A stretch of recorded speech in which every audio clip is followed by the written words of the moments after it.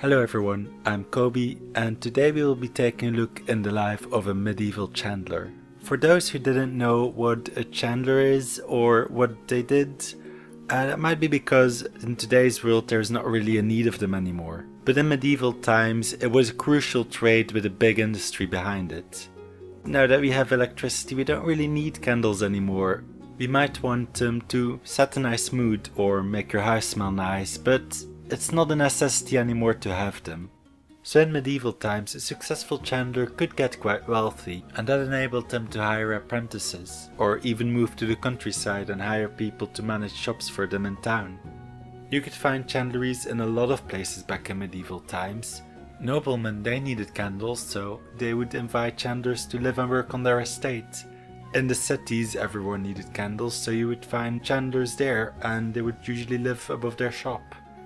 And then you had the chandlers who wanted to keep their own bees, and they would usually live in more rural areas. So they would collect the wax to make their candles directly from their bees. You could also often find butchers making candles as a side business.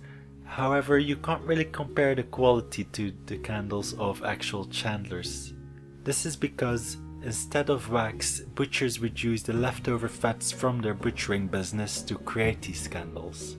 These candles often retained a lot of the smells of the animal, so they weren't really desired by a lot of people, but they were cheaper than wax candles, and candles were in really high demand, so people still bought them.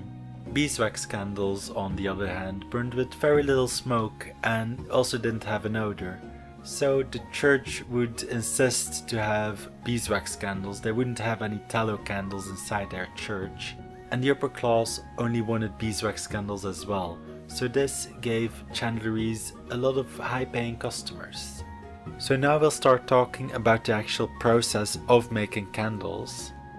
So if you're making tallow candles, first thing you'd have to do is rendering the tallow, and basically what this means is melting and cooking it, and then after that straining it to remove any of the impurities like leftover meat that wasn't removed in the butchering process.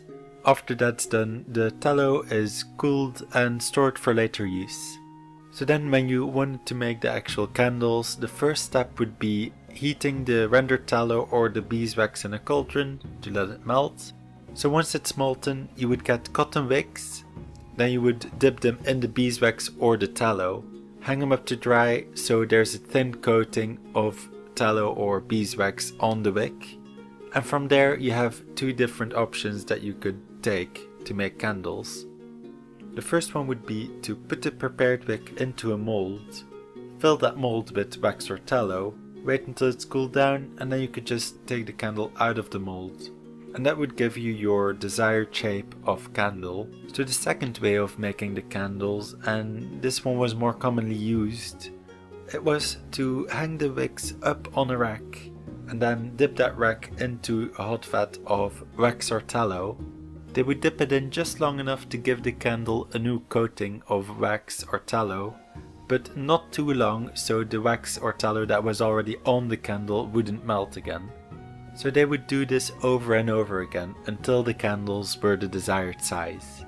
This way of making it would give you a more uniform batch of candles, so they would look nicer when you displayed them on your market stall or in your shop.